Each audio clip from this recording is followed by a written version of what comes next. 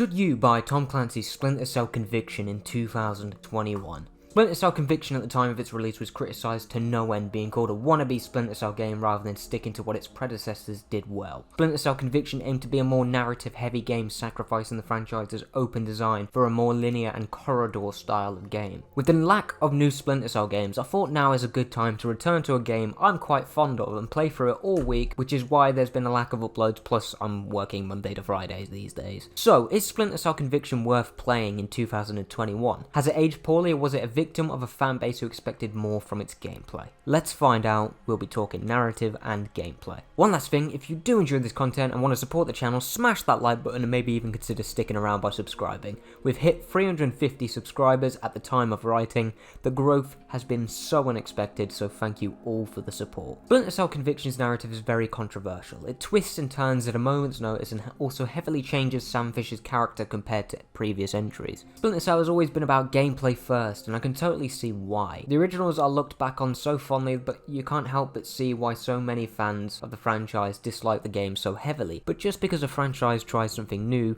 the fan base isn't happy about, doesn't mean it's bad. Splinter Cell Conviction explores all sorts of themes varying from your typical revenge, hate, love, etc. to a much more grand and epic scale of war, espionage, and the effects death has on people. Now, I'm sure you want to know if the game aged well, and I have to be honest. Splinter Cell Conviction has clearly aged a lot.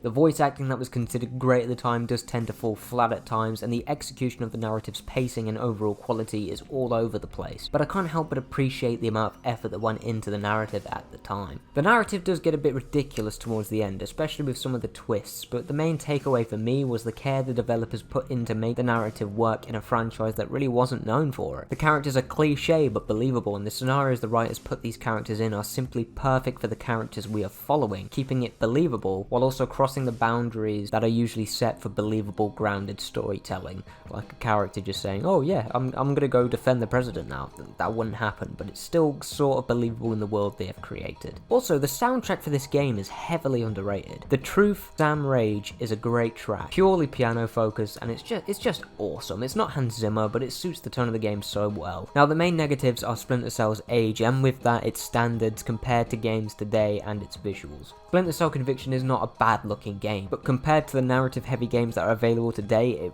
definitely isn't great to look at when you're thinking about smashing out another playthrough in Red Dead Redemption 2, or even Max Payne 3 back in 2012. But the truth is, graphics rarely affect the quality underneath, and the narrative is a great example of that. Plus, the old graphics kind of make the game more charming in my opinion.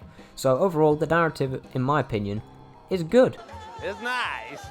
Now, this is the part that irritated many fans of the previous entries. I can confirm and sit here and say that the gameplay design was sacrificed for narrative potential. There are many more linear focused missions with minimum creativity involved from the player, and the stealth games I like to play these days are purely open creativity focused games like Dishonored. However, for what the developers were trying to achieve narratively, the gameplay is equally focused on. Gone are creative options for players, but in its place are incredible set-piece mini-open areas with some incredible gameplay moments blending narrative and gameplay together, which are often missing in the games that are released today. It's incredibly rare for those moments to appear, especially when games are getting longer and longer, and I just can't put into words the catharsis I had when playing through a specific moment in Conviction, where the music, narrative, and gameplay were executed so perfectly for the game's tone, making me feel like an absolute badass and connecting with how Sam as a character was feeling at that moment. The gameplay had various additions, but the most prominent was the point and execute system, and caused a lot of controversy. Unfortunately, I can't say it was a good addition overall. Don't get me wrong, the way the system makes you feel it is great, and is great fun in the first few missions, but it really acts like a cheat code at times. You can wipe out multiple enemies instantly with almost no effort, and it kind of ruins that tension you'd normally have when trying to play a stealth game and stealthing around various enemies, slowly taking them out one by one. AI has also aged pretty poorly, but for a game that came out 10 years ago, it's definitely acceptable, and on harder difficulties, it puts up a genuine challenge, so I do recommend playing the game on harder difficulties to keep that nail-biting, tense feeling when playing throughout the game. There are awesome little set-piece moments as well, with Sam beating certain characters which you can control to gain information for the plot later down the line, and these are executed flawlessly in my opinion, and really add to the narrative the game is trying to tell. Splinter Cell Conviction is definitely more of an action game rather than stealth focused. Co-op, I unfortunately couldn't play, but going off my memory, I remember it being some of the best I've ever played and have fond memories of it, and I wish more games would focus on heavy co-op stealth, integrating narrative and gameplay to create a genuinely unforgettable experience akin